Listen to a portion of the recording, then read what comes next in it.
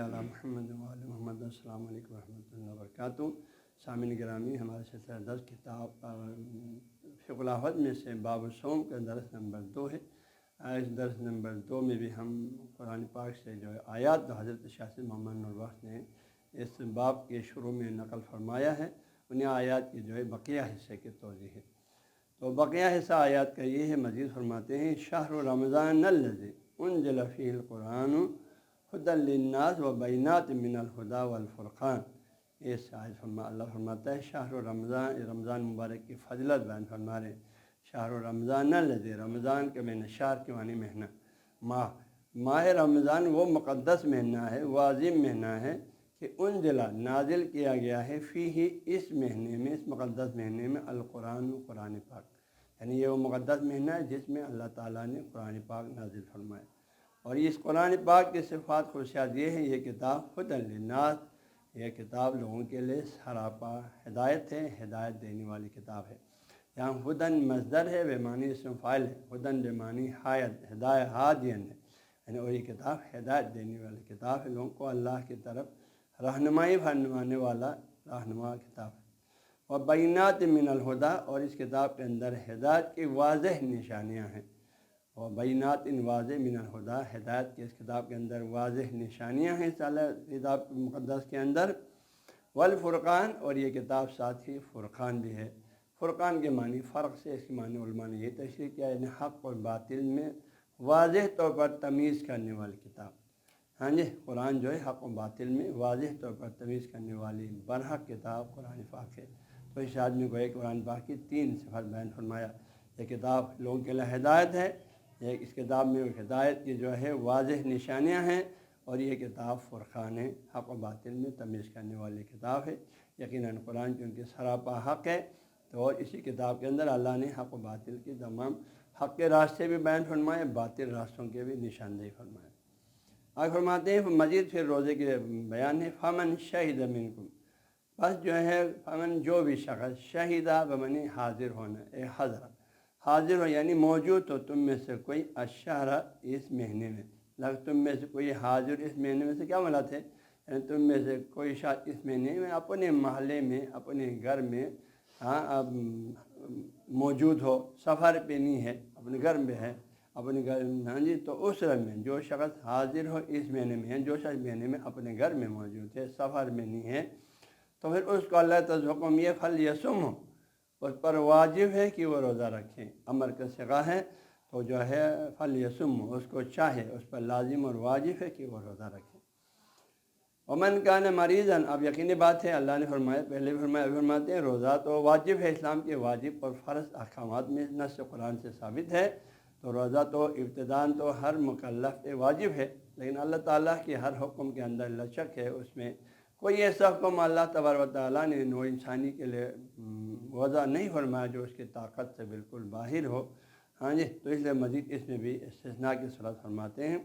اور جو شاید اس مہینے میں اپنے گھر بار میں حاضر ہے اس کو چاہیے روزہ رکھیں، فلیصم ہو، لیکن ومن کان مریضاً، لیکن جو شاید گھر میں تو ہے لیکن مریض ہے، روزہ برداشت نہیں کر سکتے ہیں کسی بھی وجہ سے، یا وقتی کسی بیماری کا شکار ہے، یا کوئی دائمی کسی بیماری کا شکار ہے جس کی وجہ سے وہ روزہ نہیں رکھ سکتے،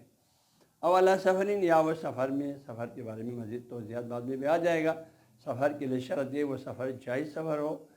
حرام کا سفر نہ ہو، گناہ کا سفر نہ ہو، باقی مستحب ہو، واجب ہو، تو ان میں جائز، مستحب، واجب، اس سفر میں ایک شرط یہ۔ دوسرا مسافت پورا ہونا شرط ہے،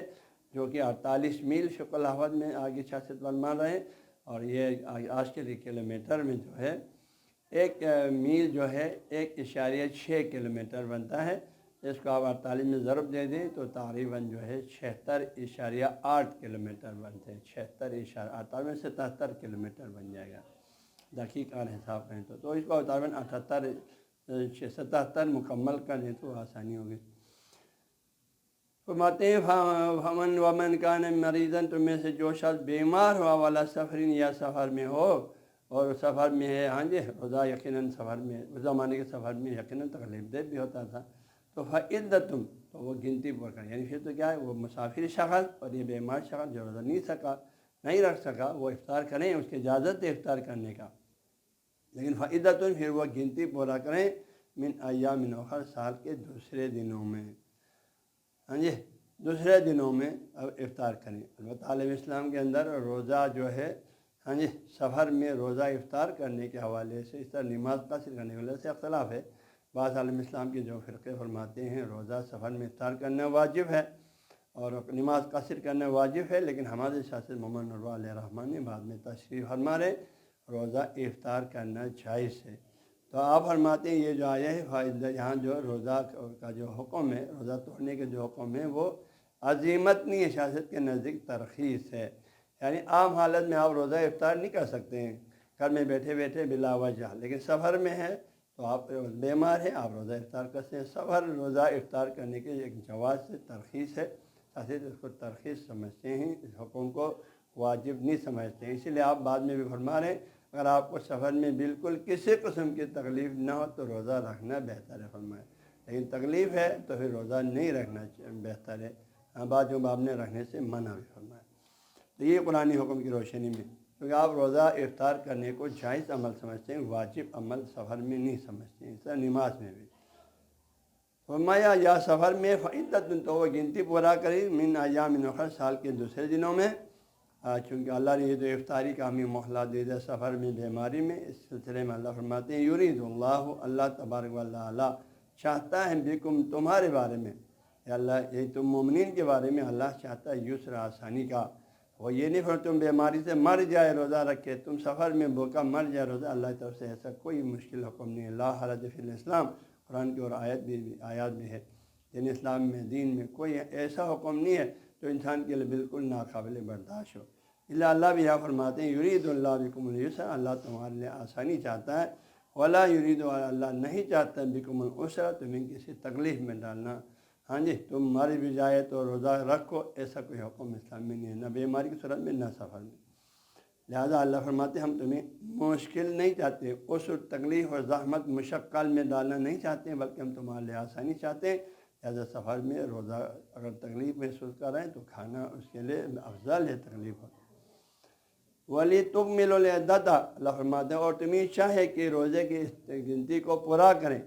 ہاں جی اگر گھر پہ ہے تو ویسے پورا کریں، سفر میں تھوڑا کھایا چند دن کھایا بیماری کی وجہ سے وہ بھی بعد میں پورا کریں۔ وَلِتُكَبِّرُوا اللَّهَ، اور اللہ تعالیٰ کی بڑائی بیان کریں، اس کی بزرگی بیان کریں، عَلَىٰ مَا هَدَاكُمْ، ہاں جی اس عظیم نعمت پر کہ اس نے تمہیں ہدایت دے دیا، تمہیں دین اسلام جیسے مقدس دین کی جانب رہنمائی فرمایا، اس عظیم نعمت پہ اللہ تعالیٰ کی بڑائی بیان کریں،